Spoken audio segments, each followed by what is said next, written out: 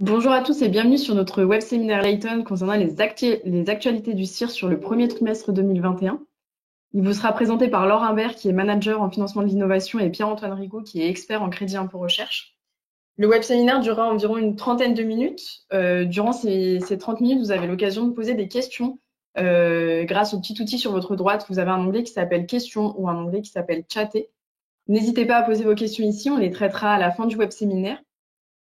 Je vous indique également que la présentation qui est utilisée vous sera envoyée à l'issue de ce web séminaire avec toutes les coordonnées de nos intervenants. Comme ça, si vous avez des questions un petit peu plus approfondies à leur poser, vous pouvez le faire sans problème. Pierre-Antoine, Laure, si vous êtes prêts, je vous invite à démarrer le webinaire. Bonjour à tous. Bonjour. On va commencer par l'ordre du jour. Ce qu'on souhaitait vous proposer ce matin sur ce webinaire, d'aborder 3 sujets principaux.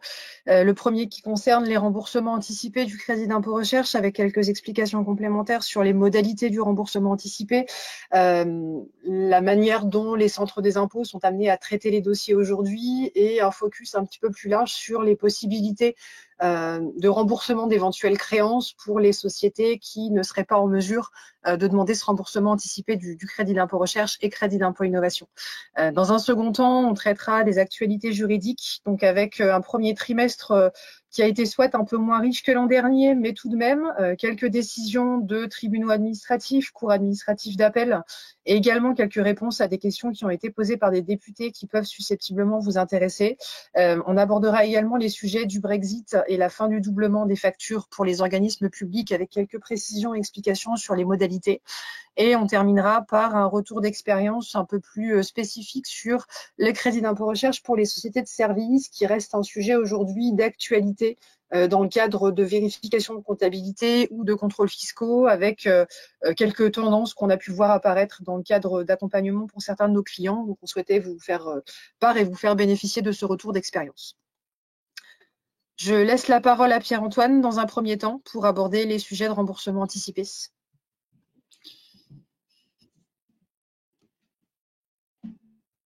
Alors, concernant le remboursement anticipé du crédit impôt recherche, le gouvernement a reconduit un dispositif qui avait été mis en place l'année dernière du fait de la crise sanitaire, à savoir que depuis le 2 mars 2021 et jusqu'au 15 mai, les sociétés qui ont donc le statut de PME peuvent demander le remboursement anticipé sans avoir forcément déposé l'alias, à partir du moment que les montants de crédit impôt recherche et d'impôt sur les sociétés sont connus.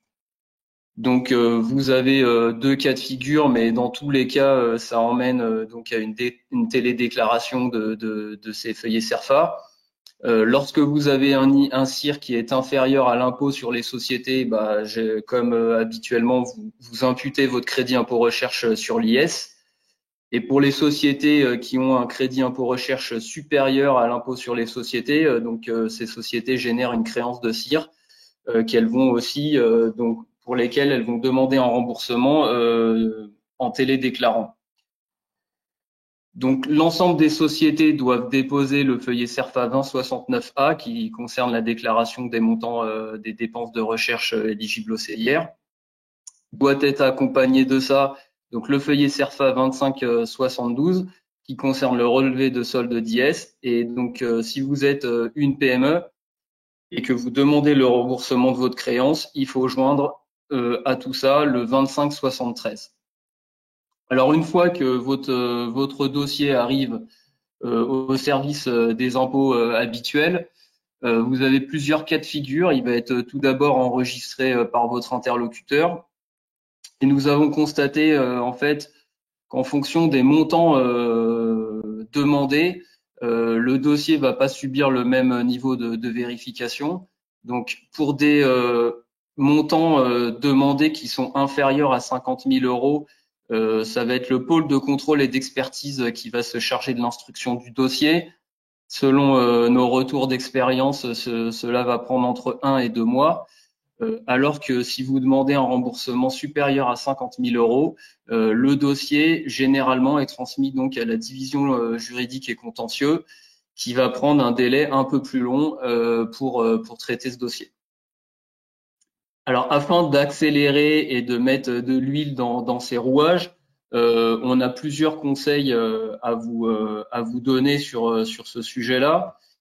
Tout d'abord, assurer un suivi administratif auprès de votre SIE, plutôt par mail puisqu'ils sont peu joignables par téléphone. L'intérêt aussi est de pouvoir transmettre spontanément par mail, en plus de la télédéclaration, vos feuillets CERFA à votre interlocuteur habituel, en envoyant de manière spontanée un dossier justificatif synthétique dans lequel on va vous expliquer ce qu'il faut mettre. Et vous pouvez aussi, bien entendu, demander de la visibilité par mail sur les délais de traitement et relancer de temps à autre pour savoir où le dossier se situe. En termes de justificatif, c'est bien de prévoir une version Excel du chiffrage, ce qui permet donc aux contrôleurs de vérifier rapidement les montants, de voir les choix de valorisation et les différentes dépenses que vous avez reportées dans le feuillet CERFA. Vous pouvez également joindre à ce dossier l'ensemble des pièces financières justificatives comme des bulletins de salaire, les factures d'organismes agréés que vous auriez valorisées et un début ou on va dire une synthèse de justificatifs techniques, donc une présentation de la société et de ses activités de R&D, la mise en avant des indicateurs de R&D de l'entreprise, à savoir si vous avez fait des publications, si vous avez déposé des brevets dans le cadre de vos projets, et une description synthétique des projets, qui n'est pas donc un dossier exhaustif, mais un résumé de chaque projet mené sur l'année. Voilà. Alors, pour les structures qui ne seraient pas PME, petite indication supplémentaire, les modalités de remboursement accéléré du CIR 2020, elles sont aussi valables pour des créances de CIR 2017 qui n'auraient pas pu être imputées et qui seraient potentiellement demandées en remboursement. Donc, vous pourrez bénéficier du même traitement, entre guillemets, c'est-à-dire un traitement a priori un peu plus rapide avec un allègement des modalités de vérification et de contrôle de la part des centres des impôts. Après, il nous semblait important quand même de rappeler un certain nombre de points et de volets. Toutes les structures ne sont pas susceptibles de pouvoir bénéficier d'un remboursement immédiat ou accéléré des crédits d'impôt, ce qui peut faire apparaître potentiellement des créances. Si le besoin de trésorerie se fait sentir, on a effectivement d'autres solutions qui peuvent être aussi proposées, principalement des sujets de mobilisation de créances de crédit d'impôt recherche et crédit d'impôt innovation, mobilisation pour lesquelles vous pouvez en tout cas solliciter différents organismes. Les banques, certaines le font. Vous avez la BPI qui peut être également sollicitée et un de nos partenaires qui s'appelle Neftis, qui permet également d'avoir de la mobilisation de créances et ou du préfinancement des crédits d'impôt recherche et innovation sur des délais qui sont globalement un peu plus courts que ce que vous pouvez obtenir par l'intermédiaire de banques ou de la BPI. On est sur des délais de 2 à 3 semaines en moyenne entre le dépôt d'une demande de mobilisation de préfinancement et l'obtention des fonds. Donc la mobilisation, ce sont des choses qui arrivent plutôt en fin de course, une fois que vous avez déclaré et constaté votre créance de CIR. Il reste aujourd'hui d'autres leviers, donc le préfinancement, comme je l'évoquais, qui permet d'obtenir au fur et à mesure de l'année un financement anticipé finalement, sur la base de dépenses qui sont constatées, soit trimestrielles, soit semestrielles. C'est pareil, certaines banques peuvent le faire. Neftis est susceptible aussi de vous accompagner sur ces sujets. Vous avez la possibilité de bénéficier d'éventuels prêts ou de reports de paiement, notamment par la BPI. Et après, sur des sujets ou des projets qui seraient peut-être de plus grande envergure, c'est simplement un rappel, mais des guichets spécifiques avaient été ouverts pour lutter contre la Covid-19. Certains guichets sont encore ouverts aujourd'hui et encore actifs, qui peuvent vous permettre de bénéficier soit de subventions pures, soit d'avances remboursables. Je crois que nous avions posté l'ensemble des guichets par l'intermédiaire de nos réseaux sociaux il y a quelques semaines, donc je vous inviterai après à peut-être réidentifier ces éléments-là ou nous solliciter si vous souhaitez avoir de la visibilité sur les guichets qui seraient encore ouverts aujourd'hui et pour lesquels des financements seraient encore possibles. Tout ça pour vous expliquer qu'en termes de financement, au-delà d'une restitution de créances, il reste encore un certain nombre de leviers potentiellement activables. Donc, ça peut être intéressant en fonction niveau d'avancement de vos différents projets, peut-être de se poser la question et d'essayer de bénéficier de toute partie de financement qui resterait possible. Si on poursuit sur la partie actualité juridique, je vais te laisser la main, Pierre-Antoine, sur les premières informations. Oui, alors on va démarrer par une décision de la Cour d'appel administrative de Paris qui concerne donc une entreprise, un laboratoire pharmaceutique qui a demandé un remboursement d'une créance de cire 2015. Donc cette histoire qui s'est soldée donc février 2021 à son fait générateur en mai 2016. Cette société donc demande le remboursement du reliquat de son cire 2015 non imputé sur l'IS. Normalement, l'administration fiscale a un délai légal de 6 mois pour traiter ce type de demande et donc en l'absence de remboursement, on peut imaginer que l'administration fiscale a refusé de manière tacite la requête de l'entreprise. Or, il s'avère que finalement, le délai s'est avéré beaucoup plus long que prévu et la société s'est vue octroyer son remboursement de reliquat en février 2018, donc pratiquement 2 ans après l'avoir demandé. Et donc, elle a demandé en compensation à l'administration fiscale des intérêts sur cette trésorerie qu'elle n'a pas eu dans le temps imparti. Donc des intérêts moratoires à la charge de l'administration fiscale qui courent entre la période où elle a demandé son remboursement et le moment où elle l'a effectivement reçu. N'arrivant pas à se mettre d'accord sur le montant des intérêts à obtenir, cette société a saisi du coup le tribunal administratif qui a rendu une décision favorable à l'entreprise en avril 2020. Mais malheureusement pour l'entreprise, l'administration fiscale a fait appel de cette décision. Et donc, cet appel a été rendu en février 2021, de nouveau favorable à l'entreprise, donc pour demander à l'administration fiscale le versement de ces intérêts moratoires.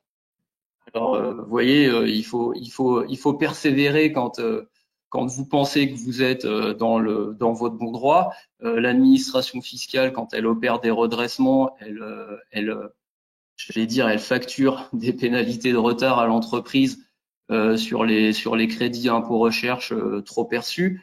Là, l'inverse est vrai et les sociétés, les entreprises peuvent demander à l'administration fiscale, lorsqu'elles ne perçoivent pas leur crédit d'impôt dans les délais, des intérêts.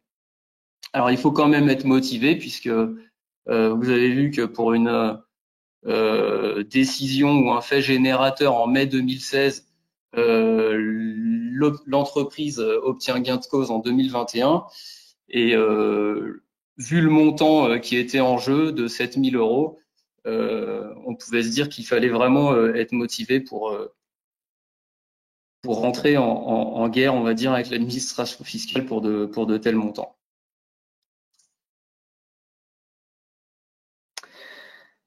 On a d'autres modifications, d'autres décrets qui sont parus principalement au tout début d'année. 2 modifications du livre des procédures fiscales. La première qui concerne l'article R45B-1 qui vise en tout cas à expliquer les modalités d'échange entre le ministère de la Recherche, l'administration fiscale et le contribuable ou une société qui serait susceptiblement sujette à une vérification de comptabilité, donc un contrôle fiscal.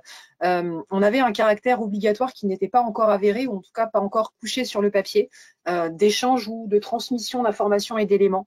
Donc aujourd'hui, le ministère de la Recherche, dans le cadre de sollicitations de la part de l'administration fiscale, aura l'obligation, et ce de manière systématique, de transmettre les avis, c'est-à-dire potentiellement les rapports d'expertise provisoire, les rapports d'expertise et ou copie de l'ensemble des documents, des éléments qui pourraient motiver un avis d'éligibilité qui serait rendu par le ministère de la Recherche.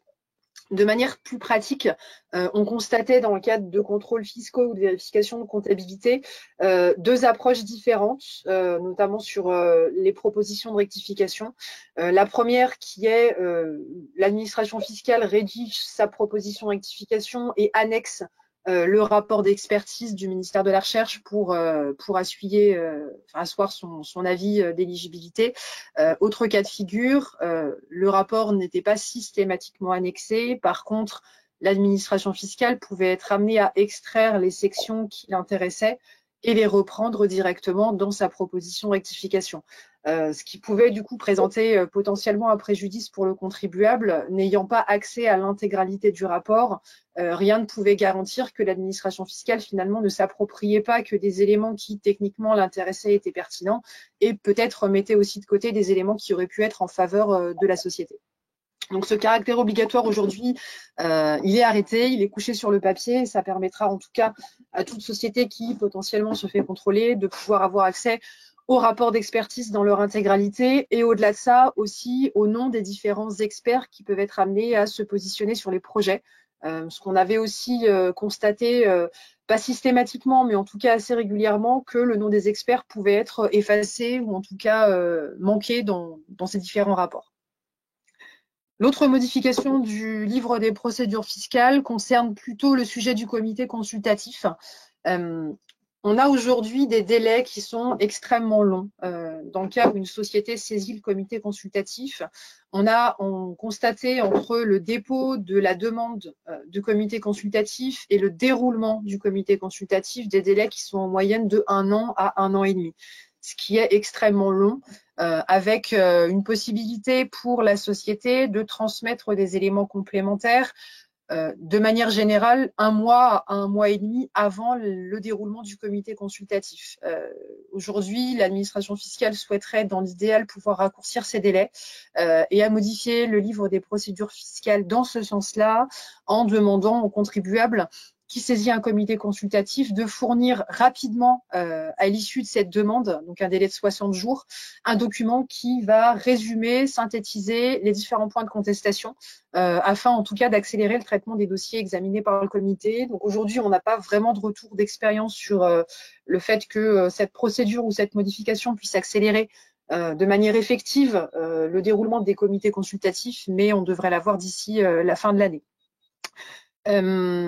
Quelques points importants. Maintenant que les décrets ont été modifiés, ça peut permettre potentiellement à une société de pouvoir rendre une procédure irrégulière, c'est-à-dire de mettre en évidence un vice de procédure si l'administration fiscale ne transmettait pas de manière systématique un ensemble d'éléments ou de rapports. On a pu le constater il y a quelques années, peut-être un peu moins aujourd'hui parce qu'on avait un caractère presque systématique concernant l'envoi des éléments, mais ça peut être des sujets potentiellement intéressants et des points d'attention en tout cas, ou des points de vigilance dans le cadre de contrôles fiscaux qui seraient amenés à se clôturer sur les mois qui viennent.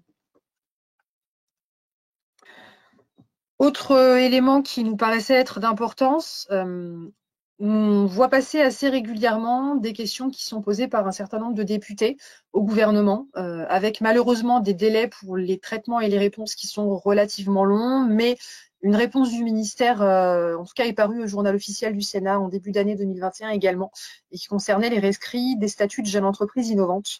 La question portait sur le caractère contraignant d'un rescrit JEI par rapport à une déclaration de crédit d'impôt recherche, avec une demande un peu plus précise qui était est-ce que finalement le fait de demander un rescrit jeune entreprise innovante permettait de sécuriser une déclaration de crédit d'impôt recherche.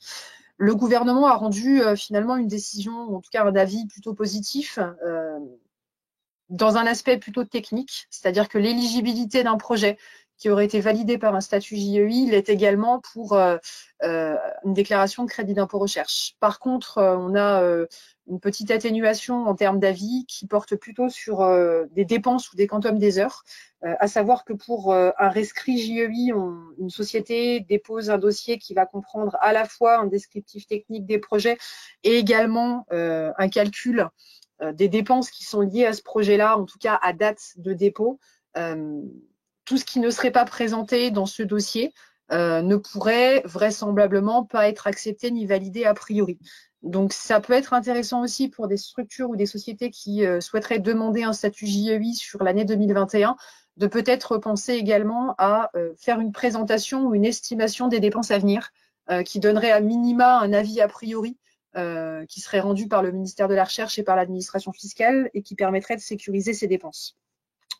On avait trouvé intéressant de faire un parallèle avec les rescrits CIR, qui concerneront peut-être un peu plus d'entre vous.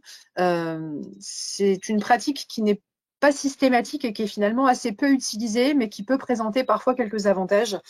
Aujourd'hui, on a 3 types de rescrits crédit d'impôt recherche qui sont possibles.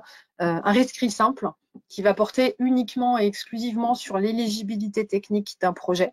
Donc, ça ne rendra qu'un avis sur l'éligibilité, mais pas d'avis sur un éventuel quantum des heures ou de dépenses associées.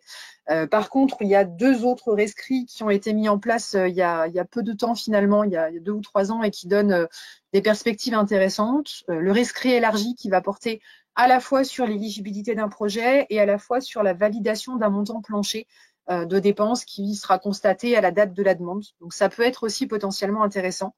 Et vous avez la possibilité également de faire un rescrit roulant qui va concerner l'éligibilité d'un projet qui serait pluriannuel.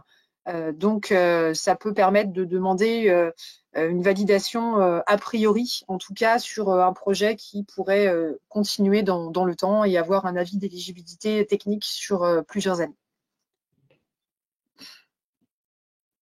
Autre sujet, donc celui de la valorisation des dépenses de sous-traitance. Vous savez peut-être que donc depuis le CIR 2005, il est possible d'inclure dans l'assiette du CIR des dépenses de R&D sous-traitées dans les pays de l'espace économique européen, à savoir donc l'Union européenne plus la Norvège plus l'Islande.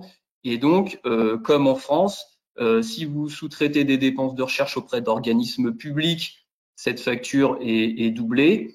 Et si vous sous-traitez des dépenses de recherche auprès d'organismes privés et que ces organismes sont agréés par le ministère français de la Recherche, à ce moment-là, vous pouvez retenir la facture pour son montant dans votre CIR. 2 modifications majeures impactent pour les années 2021 et 2022 la prise en compte de ces dépenses de sous-traitance, et on va donc vous aborder ce point dans le slide qui suit.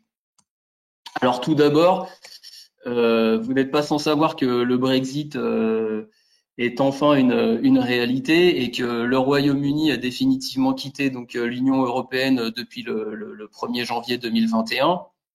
Et donc la conséquence directe de ça, c'est que depuis cette date, vous ne pouvez plus intégrer donc de dépenses de R&D dans votre CIR en provenance du Royaume-Uni.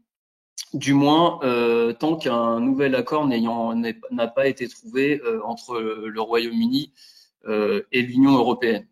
Alors, ce qu'on a regardé, nous, auprès des statistiques et des sociétés qui sont agréées auprès du ministère, c'est que les sociétés anglaises de droit privé avaient largement anticipé finalement cette sortie, puisque le Brexit ayant été voté en fait en 2016 au Royaume-Uni, vous voyez qu'en 2017, on avait 180 entreprises privées qui étaient agréées auprès du ministère, et que ce chiffre n'est plus que de 38 en 2021.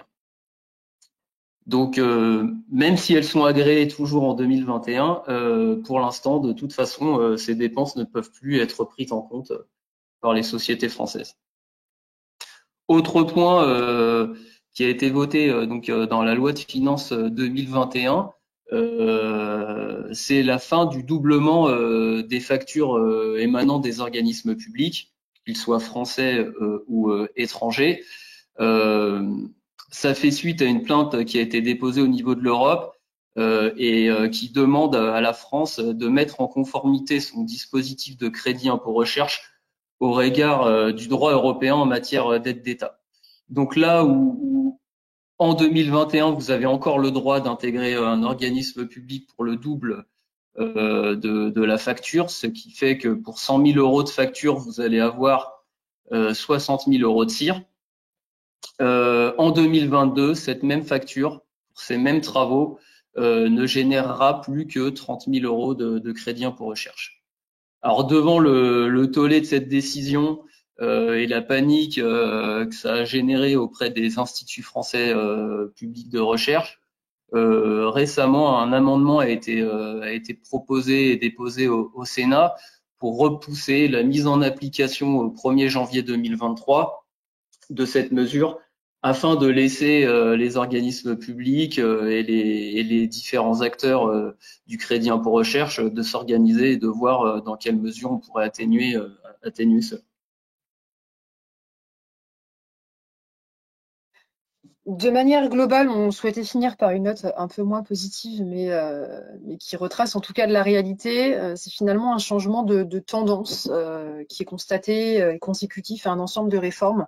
En tout cas, sur ces 10 dernières années, de 2010 jusqu'à 2017, on était plutôt sur des modifications et des réformes qui visaient à élargir ou permettre des modalités d'accès intéressantes en matière de bénéfices de crédit d'impôt recherche, à la fois sur des sujets purement financiers et à la fois sur des sujets de modalités ou d'organisation. Donc, on a eu un certain nombre de mesures qui avaient été prises, des statuts de jeunes docteurs, la création du crédit d'impôt innovation en 2013, la mise en place du doublement des factures provenant d'organismes de recherche publique, des possibilités de remboursement immédiat pour des PME, voilà, un certain nombre en tout cas de mesures qui permettaient d'élargir les dépenses, à la différence des 2 ou 3 dernières années, où on a plutôt une tendance qui va s'inverser, c'est-à-dire un objectif de diminution des dépenses qui prend finalement 2 aspects ou 2 facettes différentes. La première qui est plutôt un rabotement, on peut l'appeler comme ça, des différents postes de dépenses. On a eu la diminution des taux applicables pour les frais de fonctionnement qui est passé de 50% à 43%, qui impacte quand même de manière assez significative les montants de crédit d'impôt recherche. Vous allez avoir la suppression du doublement des factures des organismes publics à venir sur les années qui viennent. Et ensuite, on va dire des dispositifs ou en tout cas des mesures qui visent à contraindre davantage les sociétés déclarantes, non pas sur un plan purement financier ou calculatoire, mais plutôt en termes de modalités de déclaration. L'apparition d'obligations déclaratives supplémentaires, on a eu la réforme de la structure du dossier du crédit d'impôt recherche sur l'année 2018, des obligations supplémentaires en termes de justification de l'ensemble des postes de dépenses, dont la sous-traitance avec l'apparition de fiches supplémentaires à remplir, des bornages temporels potentiels des crédits d'impôt innovation, cire textile, et des rapports qui sont en cours de préparation sur plusieurs sujets, notamment sur des sujets de postes de dépenses connexes qui peuvent être le brevet, la propriété intellectuelle, les statuts de jeunes docteurs, où on peut s'attendre vraisemblablement aussi à des mesures qui seront peut-être un petit peu moins intéressantes d'un point de vue déclaratif. C'est aujourd'hui les tendances qu'on constate malheureusement. Donc on verra, je pense, sur déjà fin d'année 2021, les premiers rapports qui devraient paraître en tout cas au Sénat et ou à l'Assemblée nationale. Et je pense qu'on vous tiendra informé d'ici la fin de l'année d'éventuelles modifications à venir. Alors on va aborder le dernier. On souhaitait ensuite terminer. Pardon, vas-y. Je t'en prie. On va aborder le dernier point de ce webinaire, à savoir un retour d'expérience concernant le crédit d'impôt recherche pour les sociétés de services. Et on voulait démarrer ce retour d'expérience par poser un constat qu'on observe nous au cours des différents contrôles qu'on a gérés chez Layton pour le compte de nos clients. On observe aujourd'hui que les positions adoptées par le ministère de la Recherche et l'administration fiscale montrent en réalité qu'il convient d'analyser si le projet qui est déclaré au CIR est bien un projet de R&D du point de vue de l'entreprise déclarante. Donc on va essayer d'expliquer ce que ça veut dire. Quand on fait du crédit impôt recherche pour une société de service, c'est-à-dire que dans bien des cas, on a une relation donneur d'ordre prestataire. Et donc aujourd'hui, on a 2 cas de figure. qui sont donc le premier, vous avez une société A qui mène un projet de R&D, qui déclare son propre personnel sur ce projet et qui travaille sur des tâches éligibles. Dans le cadre de ce projet de R&D, ce donneur d'ordre fait appel aujourd'hui à un prestataire qu'on a appelé donc une société B. Et donc, dans ce premier cas de figure, cette société est agréée au crédit impôt recherche par le ministère de la Recherche et elle peut, dans certains cas, réaliser des tâches d'ingénierie technique, mais qui sont pas véritablement de la recherche et développement prise de manière isolée. Pour autant, ces tâches sont indispensables au bon déroulement du projet.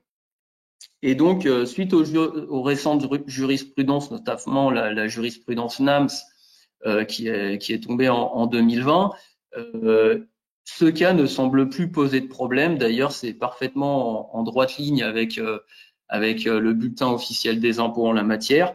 Et donc, le donneur d'ordre, la société A, peut sans risque reprendre la facture dans son propre crédit impôt recherche.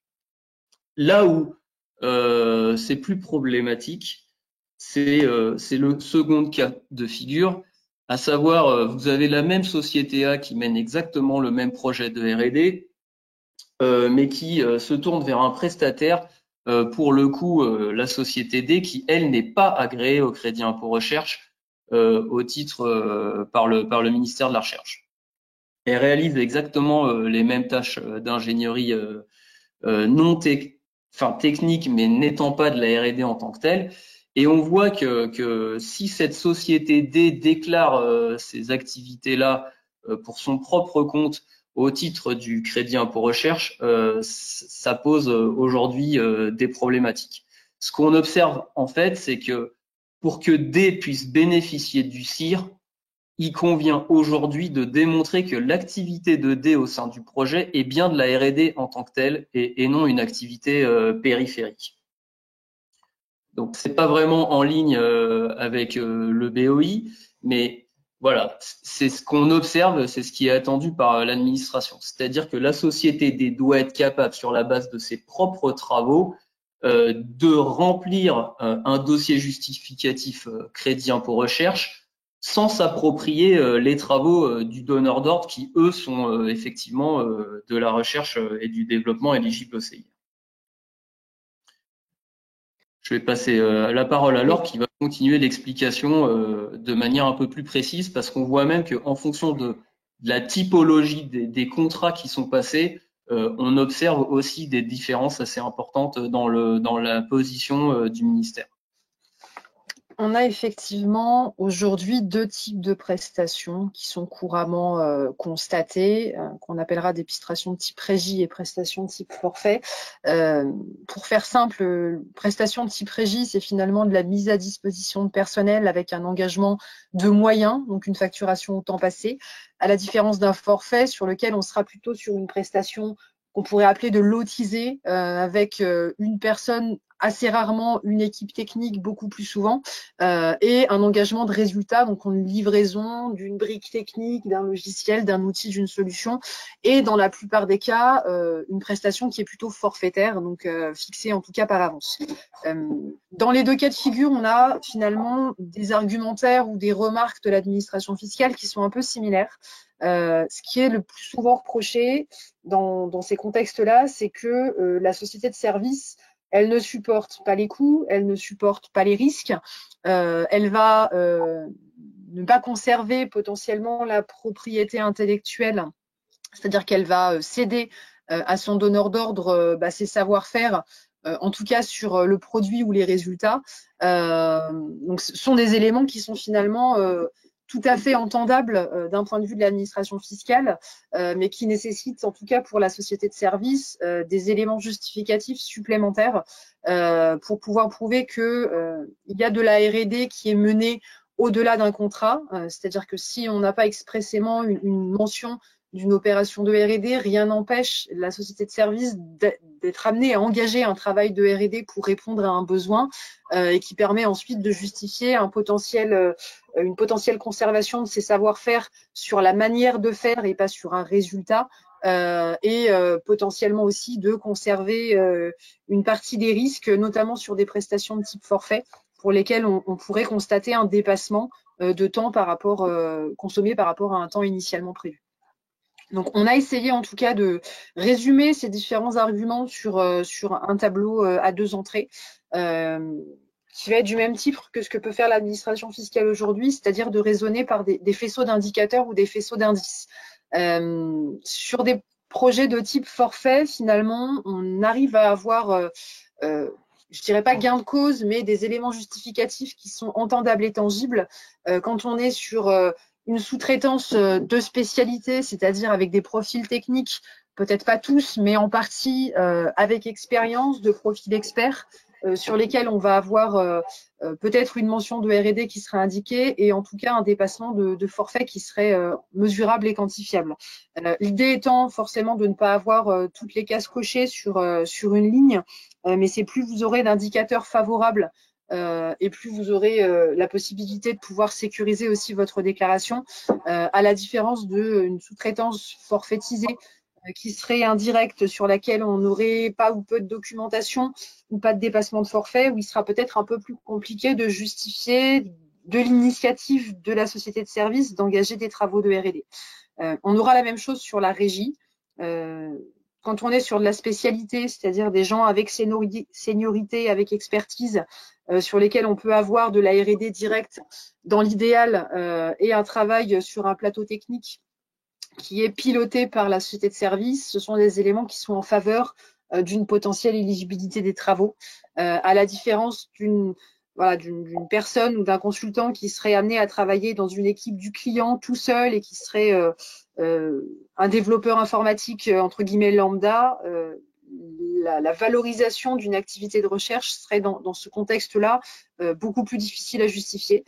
Ce qui ne veut pas dire que c'est impossible, mais qui va nécessiter en tout cas des éléments supplémentaires en termes de justification qu'il faut s'attacher à collecter et à mettre en évidence pour anticiper toute demande ou tout contrôle éventuel de la part de l'administration fiscale.